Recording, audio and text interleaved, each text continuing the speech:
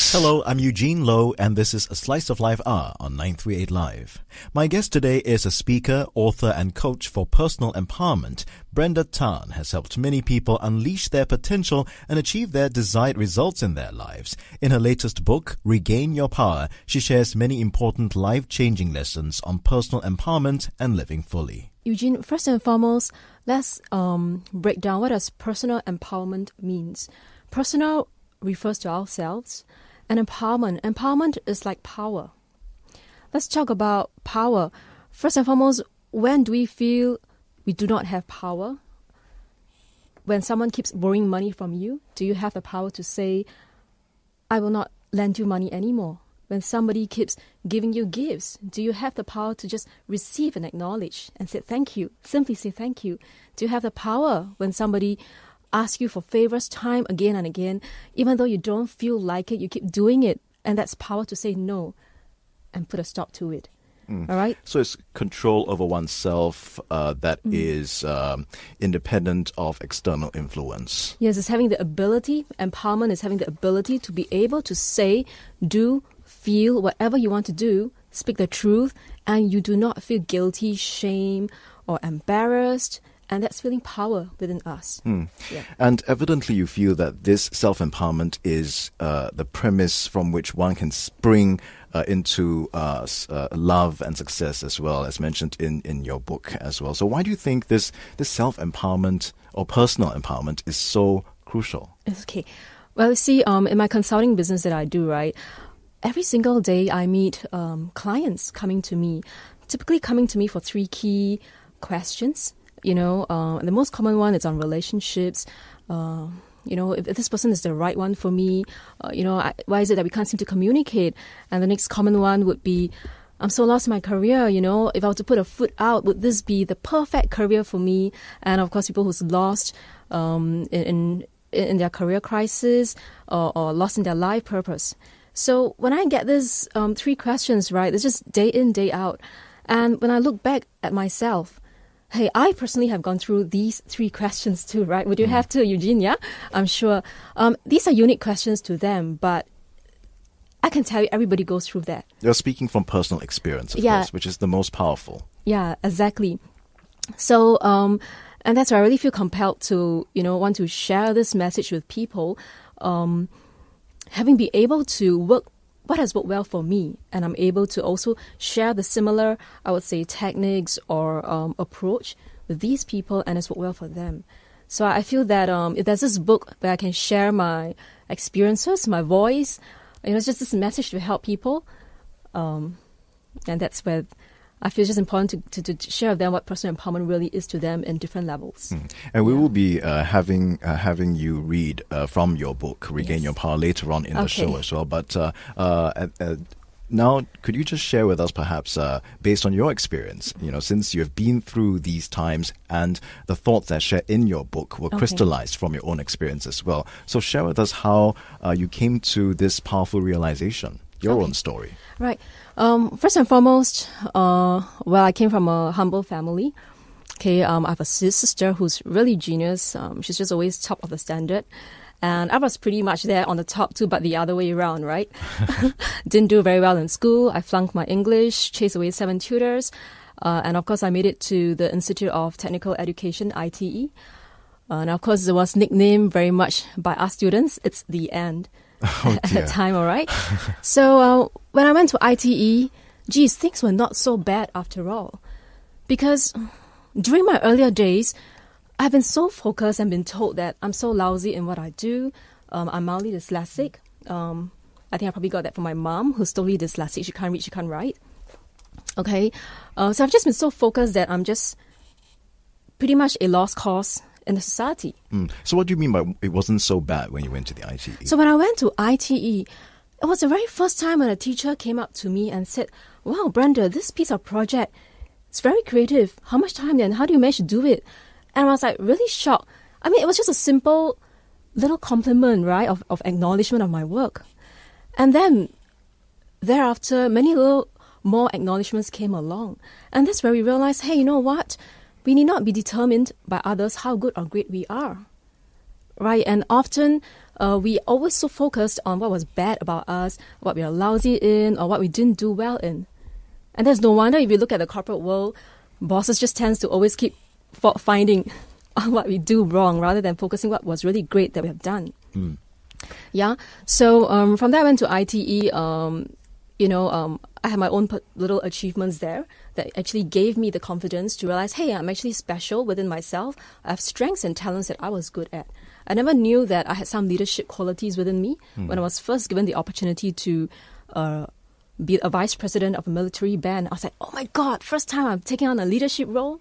It's like something I never thought of. Right. So with that, I progressed and worked for the corporate world.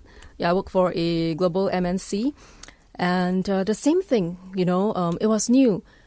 And what I realized is you cannot be shy. If you're shy, you don't ask, you don't get. Exactly. Yeah, and it's true, being blessed with wonderful people around. We look for the great within the people. We learn from these people. What can we learn from? And just from your very Yes. brief sharing of your personal story, we have learned quite a few powerful lessons, right? Yeah. Firstly, that society, even within the family, there can be incredible pressure Yes. on us and a lot of negative messages being imposed of us, especially when we were young, that gets very internalized in us and we begin to believe in them, right? But then going on to ITE, we also find that, what the reality is may not be necessarily what people tell us. The people keep Yes. telling you that it's a horrible place, that, only failures go there, that sort of thing, very Yes. negative sort of messages. Yes. But you went there. All it took for you to rise above that was a positive message from a teacher. Yes. You see, so it really depends on where your focus is. Whether you want to, step right out there and do it for yourself, or allow external messages and external people, who may not have your best interests at heart to step on you and put you Yes, down. totally agree. Yeah. Okay, so we're talking about personal empowerment today, and let's talk about the reverse. For people who are perhaps at the other side of the spectrum, disempowered people. Okay. Then, what do you mean by disempowered? By a disempowered state? How does someone know that perhaps I'm a disempowered individual and therefore I should think about doing something about it? Okay. Let's talk about relationships. Okay, I like to a big share. one. I like to share a particular story of this client of mine. Right. So she was always giving and giving in her relationships. Where her so-called husband just keeps taking her for granted for many things in her life, and she just feels so tired, so drained, and she still keeps giving, and so much that. Even though she doesn't like serving him in certain areas, all right, she still feels she has to do it. That happens to a lot of us, right? Yes. That's It's something so common, That the conviction that we have to give in to people, Yes. in order for what was she trying to get? Acceptance, love, or approval? To seek the acceptance. And sometimes we don't realize when we are being too comfortable, being uncomfortable for too long, we become a victim of ourselves. We're just self-sabotaging ourselves non-stop. Now, why is it that she keeps giving in to her husband all the time? Just so that she can feel accepted. Just so that, because she will feel bad. I feel bad if I tell my husband I really don't want to help him in these certain areas, of his life. Right? So when you feel bad, you don't feel good within yourself. You're already disempowered. And yet he is the one who feels good, and he probably wouldn't even realize that you feel bad about it. So in that itself, which is so common in many of us, is having the power to be aware, to just say, no, I don't want to help you, and explain why, right? Yeah. I mean, well, in fact, it could even be as simple things as, hey, Brenda, can you go have dinner with me? Right, and some people just don't feel like doing it. Yeah, from minor decisions like Yeah, that to major ones. What is the big problem with many people is they will say, oh no, so what's the reason to give behind, right? Just say thank you. Just say, no, I can't. Full stop. You don't have to give a reason. Now, the fact that you're giving reason behind it is why.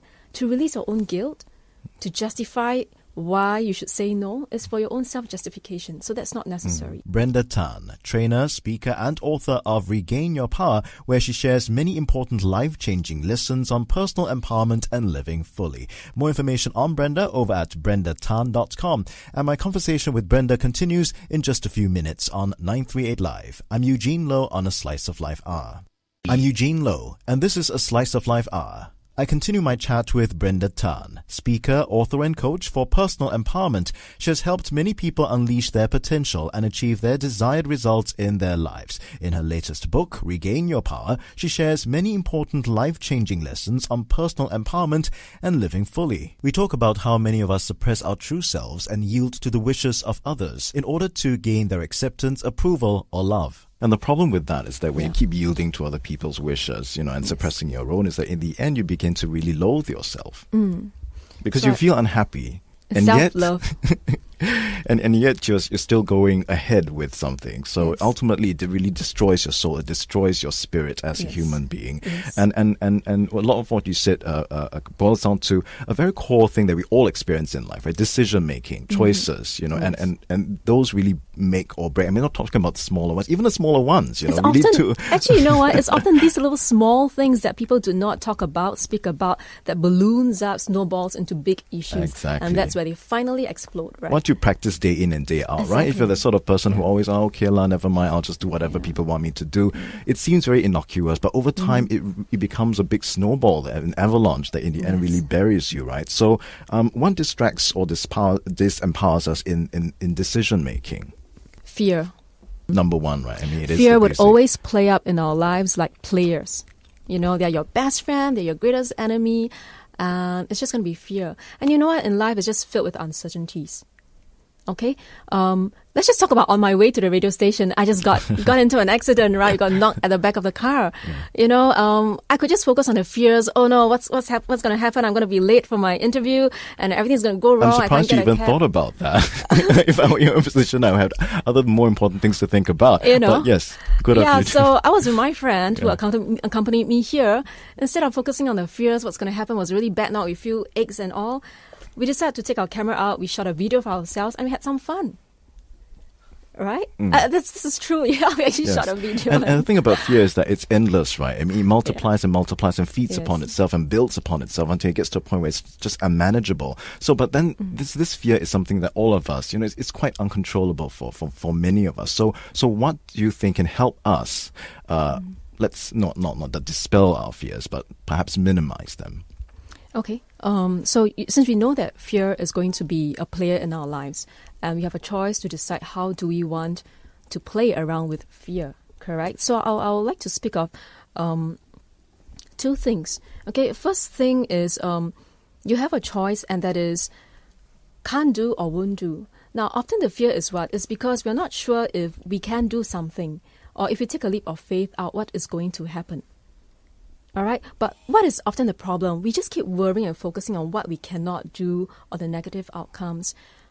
All right, but if you really want something, take action. Just go Google or go find something or speak to someone to focus on what is just one step we can do to take forward, rather than just focusing on, oh my gosh, all these things is going to fall on me. And then do you realize we all have our own achievements in our own lives?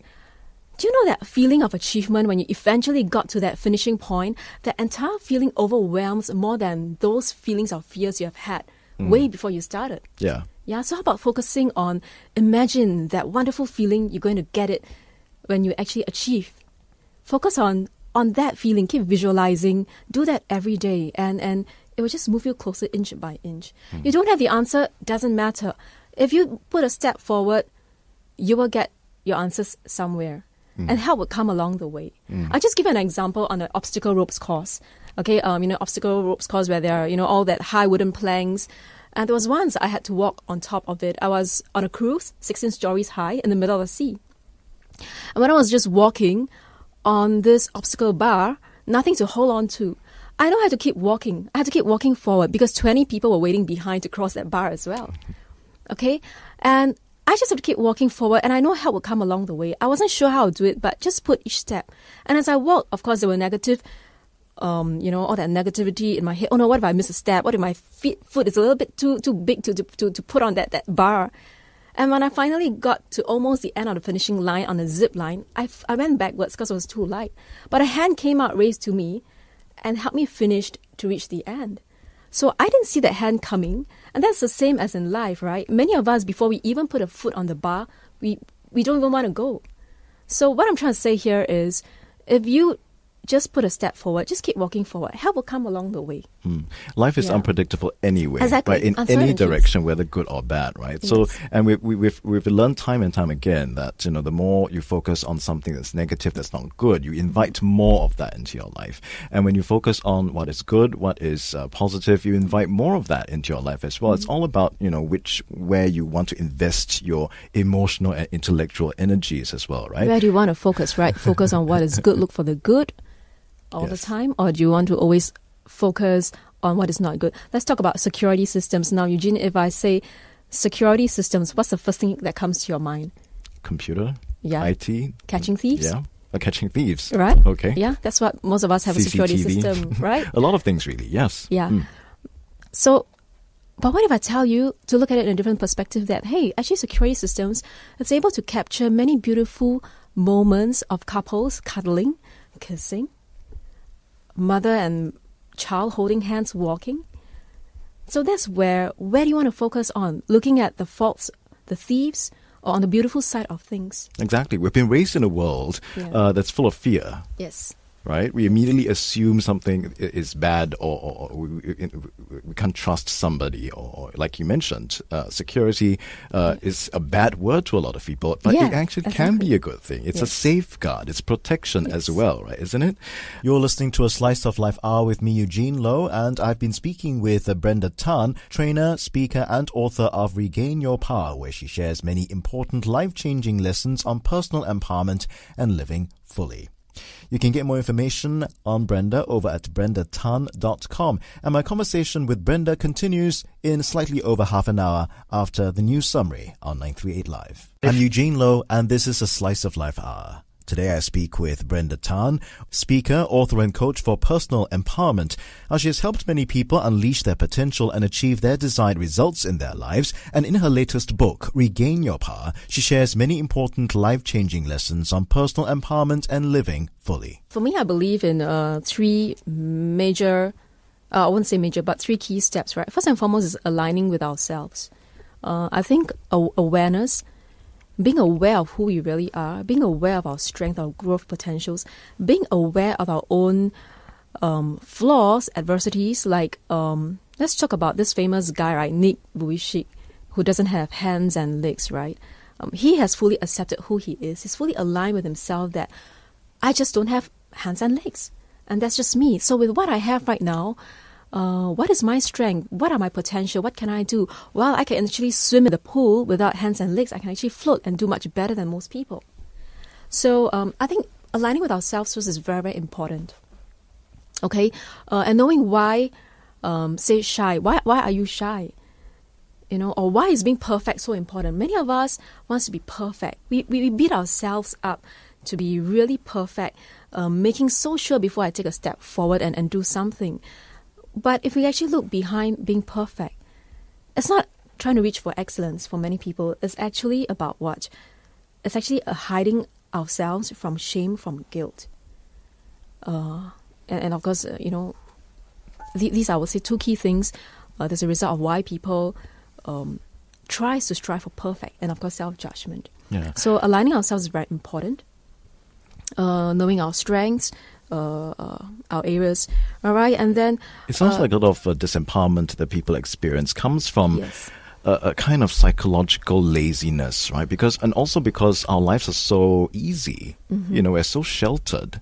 We don't really have to think about why things happen, you know, so we just go drift by day to day, complaining about our problems, but not doing anything, you know, to make them better. So, like you mentioned, awareness is the first bit, and that alignment is so important as well, right? Yes. What's important to you, your values, your beliefs, and once you've nailed them down, your behavior, once you align them to your values and beliefs, that's what's going to create a powerful conviction for you. Yes. Yeah? Yeah. What else? All right, and then next, okay,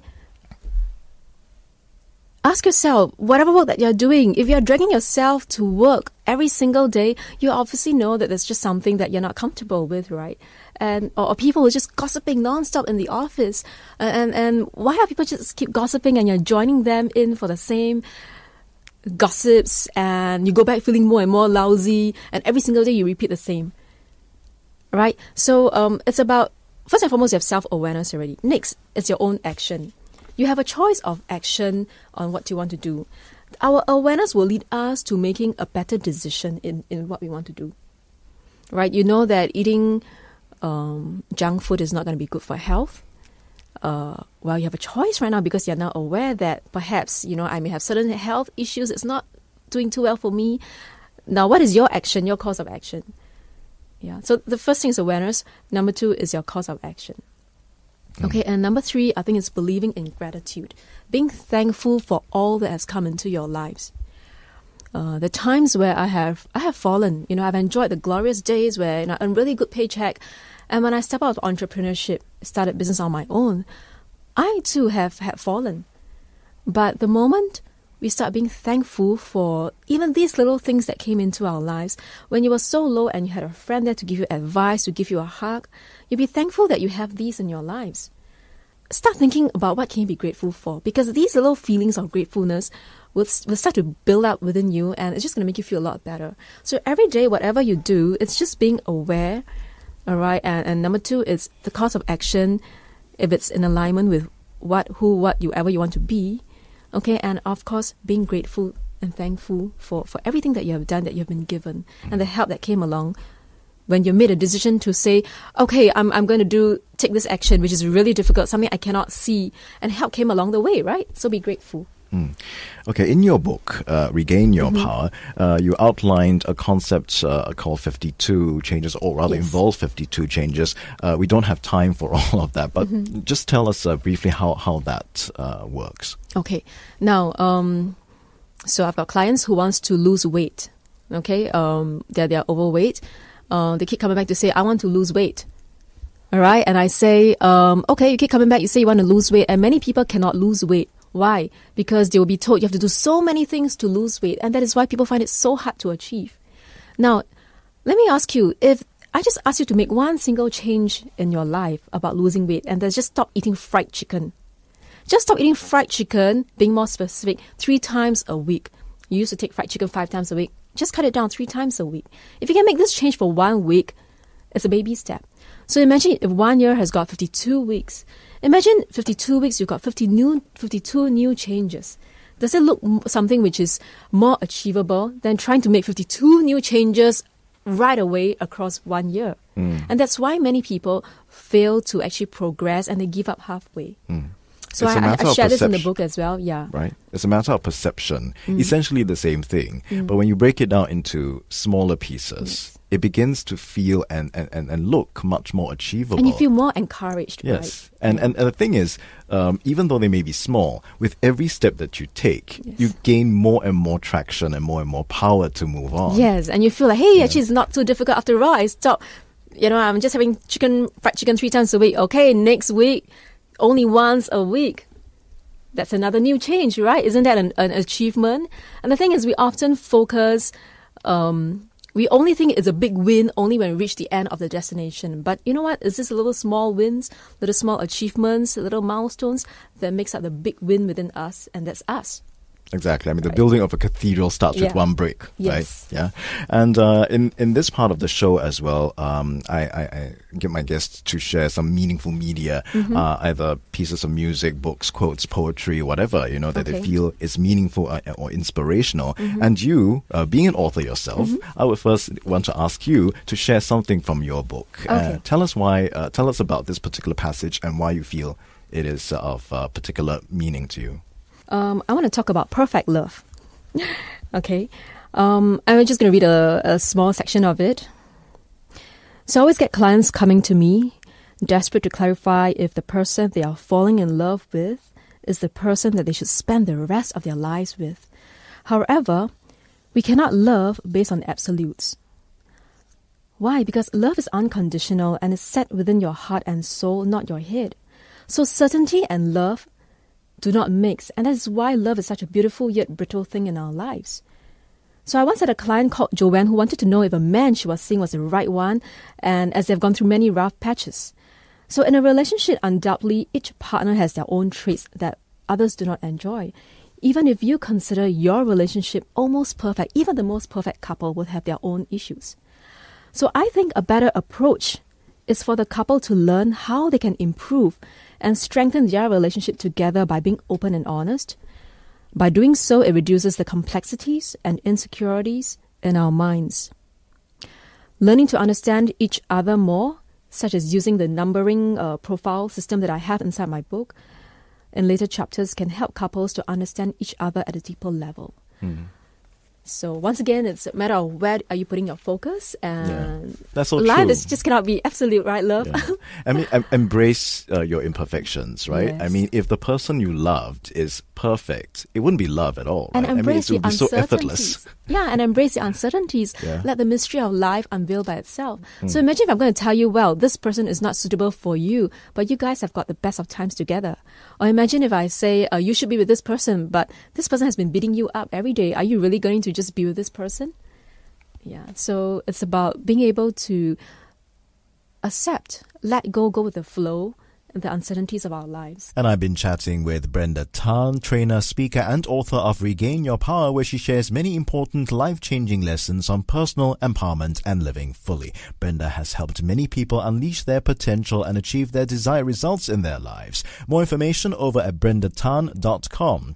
I'm Eugene Lowe, and you're listening to A Slice of Life Hour on 938 Live. Coming up in a couple of minutes, A Slice of Life Hour continues with some meaningful media. Songs, books, poems, places, even people. Anything at all that is meaningful or inspirational. I'm Eugene Lowe on the Slice of Life Hour, and this is the part of the show where I share what I'm calling meaningful media, positive news, songs, quotes, reflections, book excerpts, poetry, and so on that is uplifting or enriching in some way, but it can be anything really, and I'd like your contributions and suggestions as well in the coming weeks. It can be anything, a place in Singapore perhaps that you find particularly inspiring or picturesque, an act of kindness you'd like to highlight, or even your own works. Email me at eugene@mediacorp.com.sg and I'll share them on the show.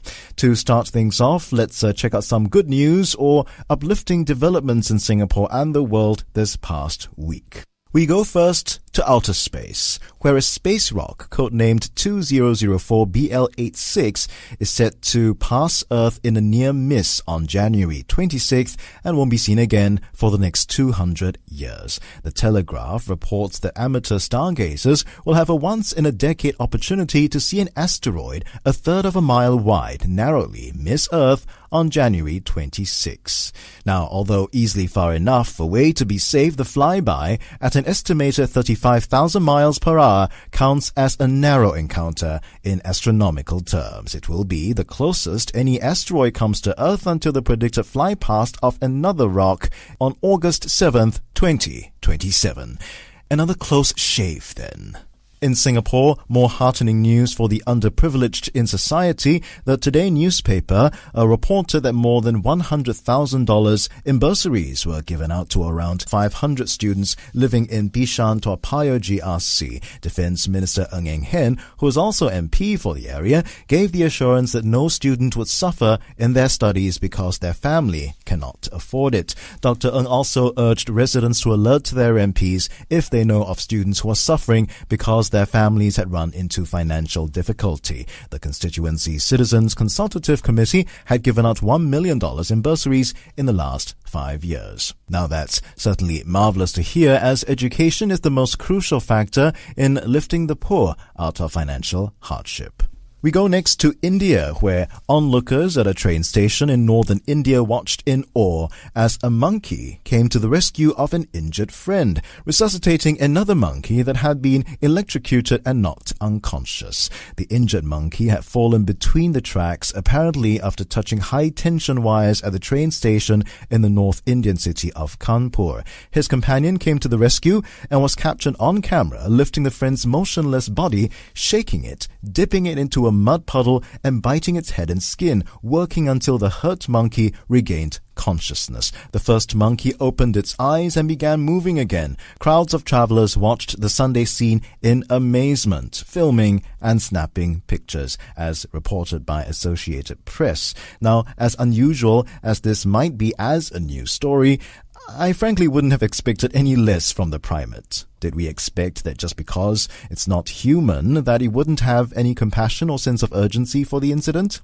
A cute story, all the same. And that's a check on some positive news in this past week. And here's to more positive news balancing out the not quite so sanguine news developments.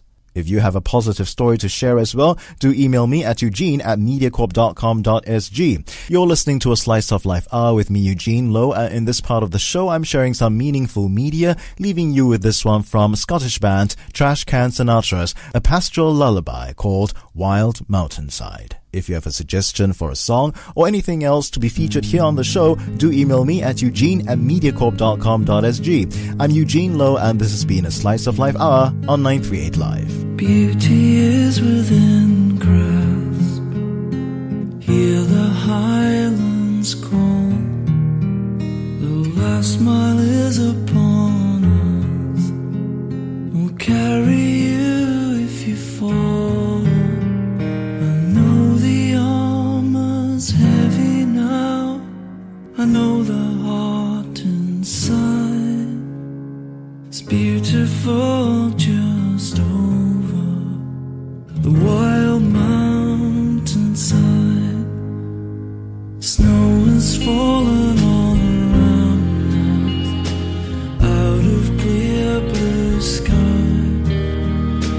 Crow is flying high above.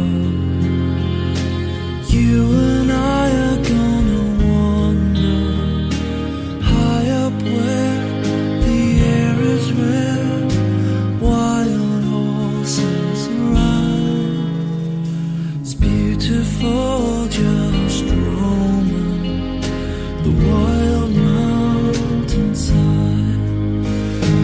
Wild and free we'll roam.